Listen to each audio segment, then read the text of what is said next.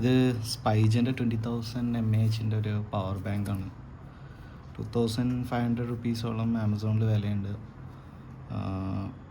വേറെയും other options ഉണ്ട്. 20,000 mAh പല ഓപ്ഷൻസ് ഉണ്ടെങ്കിലും നമുക്ക് ഫ്ലൈറ്റിലൊക്കെ പോകുന്ന സമയത്ത് ഇന്ത്യൻ ബ്രാൻഡ്സ് പലതും, ആങ്കർ പോലുള്ള ബ്രാൻഡ്സ്, ആങ്കർ ഇന്ത്യൻ ബ്രാൻഡ് അല്ലെന്ന് തോന്നുന്നു, അവർ ഇൻ്റർനാഷണൽ ബ്രാൻഡ് ആണെങ്കിൽ പോലും അവരുടെ പവർ ബാങ്ക് വൺസ് ബേസ്റ്റ് ആയതുകൊണ്ട് അവർ ഫ്ലൈറ്റ്സിലൊക്കെ ബാൻഡാണ്.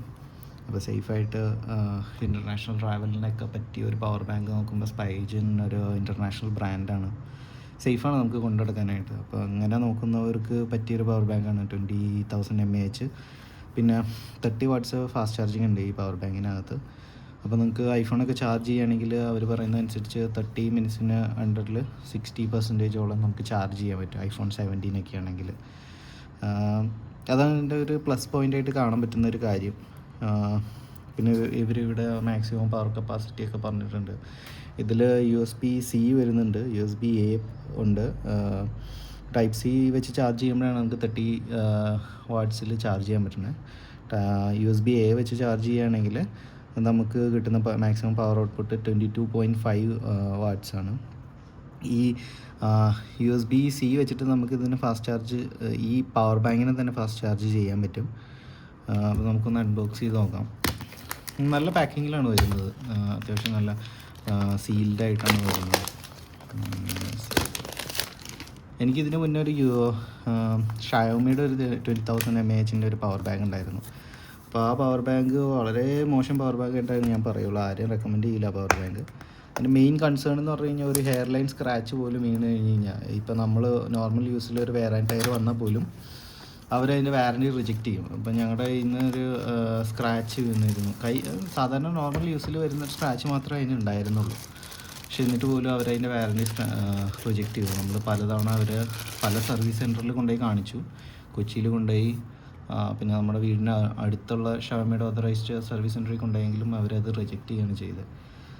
ഒട്ടും വെറുത്തല്ലെന്ന് ഞാൻ പറയുള്ളൂ. അത് വാങ്ങിയ നമ്മുടെ കയ്യിൽ നിന്നുള്ള ജസ്റ്റ് ഒന്ന് നഖം വെച്ച് സ്ക്രാച്ച് ചെയ്ത് വരുന്ന മാർക്ക് പോലും അവർ റിജക്റ്റ് ചെയ്യും. ഇപ്പോൾ ഈ പോർഷനിൽ 20,000 mAh പവർ കപ്പാസിറ്റി ഒക്കെ എഴുതി, സീരിയൽ നമ്പറൊക്കെ എഴുതിയൊരു പോർഷനകത്ത് കൈ കൊണ്ടുള്ള സ്ക്രാച്ച് വീണു. ഇപ്പം നിങ്ങളിപ്പോൾ ഞാൻ ഇങ്ങനൊരു സ്ക്രാച്ച് ചെയ്തപ്പോൾ അവിടെ വരുന്ന ഒരു മാർക്കിങ് പോലും അവർ ക്യാമറയിൽ മാഗ്നിഫയർ ഇട്ട് നോക്കി അത് സ്ക്രാച്ചാണെന്ന് പറഞ്ഞ് റിജക്റ്റ് ചെയ്യുകയാണ് ചെയ്തത്. അവരത് ഫോട്ടോ എടുത്ത് അവരുടെ ബാംഗ്ലൂരിലും കണ്ടുള്ള ഒരു സർവീസ് സെൻറ്ററിലേക്ക് അവർ അയക്കുകയാണ് ചെയ്യുന്നത്.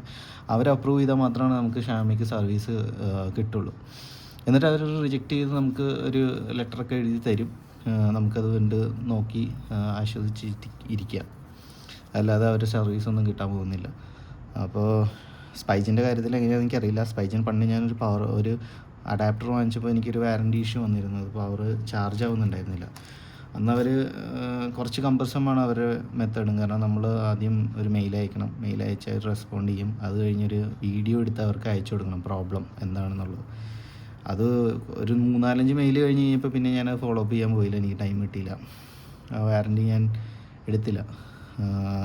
ഇപ്പോൾ ഇതിൻ്റെ കേസിൽ എങ്ങനെയാണെന്ന് അറിയില്ല. പക്ഷേ ഇത് വാങ്ങാതെ വേറെ നിവൃത്തിയില്ല. എനിക്ക് ഇൻ്റർനാഷണൽ ട്രാവൽ വരുന്നതുകൊണ്ട് എനിക്ക് നല്ലൊരു ബ്രാൻഡിലേക്ക് പോകണം. ഇത് എയർപോർട്ടിൽ ചെല്ലുമ്പോൾ അവർ എടുത്ത് കളയാൻ പാടില്ല. അതുകൊണ്ട് ഞാൻ ഇത് വാങ്ങിച്ചെന്നേ ഉള്ളൂ. അപ്പോൾ ഇതാണ് ഇതിൻ്റെ അകത്ത് വരുന്നത്. പവർ ബാങ്ക് ഉണ്ട്, പിന്നൊരു നല്ല ലെങ്ത്തുള്ളൊരു USB കേബിളുണ്ട്. ഇത് type C to type C കേബിളാണ് അവർ തരുന്നത്. ഇത് നല്ലൊരു കാര്യമാണ് ഇത് ലീഷൊക്കെ തരുന്നത്, കാരണം നമുക്കത് കെട്ടി വയ്ക്കാം. സ്പൈജൻ ബ്രാൻഡിങ് ഉണ്ട്, രണ്ടറ്റത്തും നമുക്ക് സ്പൈജൻ്റെ ബ്രാൻഡിങ് വരുന്നുണ്ട്. ഫെയർലി ഡീസൻ്റ് ആയിട്ടുള്ളൊരു കേബിളാണ്. സാധാ നോർമൽ ഒരു ഫിനിഷാണ്. ഇത് ഏകദേശം 1 മീറ്റർ ഇല്ല, അത്രയും ലെങ്ത് ഉണ്ട്. നോർമലി നമുക്ക് കിട്ടുന്ന പവർ ബാങ്കിൻ്റെയൊക്കെ കൂടെ വരുന്ന കേബിൾസ് വളരെ ഷോർട്ട് ലെങ്ത് ആയിരിക്കും. പക്ഷെ ഇതിലങ്ങനെയല്ല, നല്ല ലെങ്ത് ഉണ്ട്. പിന്നെ ഇതിൻ്റെ കൂടെ അവരൊരു പൗച്ച് തരുന്നുണ്ട്. ഈ പൗച്ച് ഞാൻ നേരത്തെ പറഞ്ഞ റീസൺ കൊണ്ടാണ് ഇവർ ഈ പൗച്ച് തരുന്നത്. ഞാൻ പറഞ്ഞില്ലേ, ഷയോമിയിൽ അവർ പൗച്ച് തരുന്നില്ല. ഷയോമിയിൽ എന്ത് പറ്റുമെന്ന് വെച്ച് കഴിഞ്ഞാൽ സ്ക്രാച്ച് ആയി കഴിഞ്ഞാൽ വാറൻറ്റി കിട്ടില്ല. ആ സെയിം കണ്ടീഷൻ ഇവരുടെ കാര്യത്തിൽ ഉണ്ടാവണം. ഇവർ വാറൻറ്റി തരും എന്നൊക്കെ പറയുമെങ്കിലും ഇതിലൊരു സ്ക്രാച്ച്, ഹെയർ ലൈൻ സ്ക്രാച്ച് പോലും വന്നു കഴിഞ്ഞാൽ ഒരു വാറൻറ്റി റിജക്റ്റ് ചെയ്യും. നമ്മളിത് വാറൻറ്റി ക്ലെയിം ചെയ്യാൻ വേണ്ടി അവർ ചെല്ലുമ്പോഴായിരിക്കും നമ്മളിത് അറിയാൻ പോകുന്നത്. അപ്പോൾ അതേ സെയിം പോളിസി ഇവർക്ക് ഉള്ളത് കൊണ്ടായിരിക്കണം ഈ പൗച്ച് തരുന്നത്. അല്ലാതെ ഇവർ പൗച്ച് തരാൻ യാതൊരു കാര്യം ഞാൻ കാണുന്നില്ല. അപ്പോൾ ഈ പവർ ബാങ്ക് ഉണ്ടെങ്കിൽ എല്ലാവരും തന്നെ പൗച്ച് അല്ലെങ്കിൽ സിലിക്കൺ കേസൊക്കെ ഇട്ട് കൊണ്ടുനടക്കലാണ് നല്ലത്. ഇല്ലെങ്കിൽ ആ പൈസ പോവും, വാറണ്ടി തരില്ല.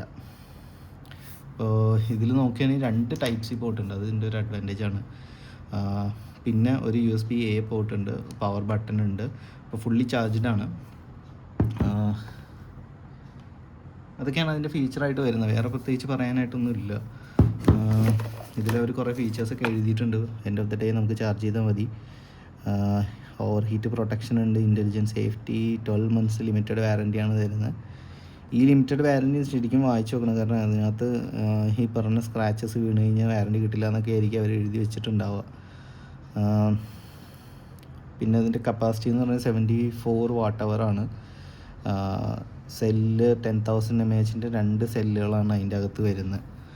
ഷയോമിയുടെ കേസിൽ വരികയാണെങ്കിൽ അവർ 2 പൗച്ചായിട്ടാണ് കൊടുക്കുക.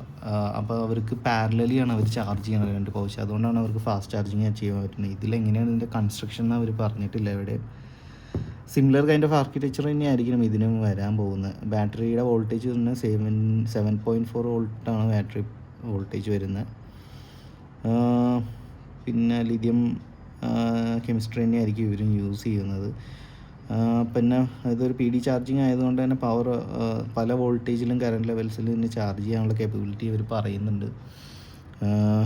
നമ്മൾ ഡിപ്പെൻഡിങ് അപ്പോൺ നമ്മുടെ ഫോൺ എത്രയാണ് പവർ ഡെലിവറി ചോദിക്കുന്നതിനനുസരിച്ച് ആ വോൾട്ടേജും കറണ്ടും വേരി ചെയ്യും. അങ്ങനെയാണ് PD ചാർജിങ് വർക്ക് ചെയ്യുന്നത്.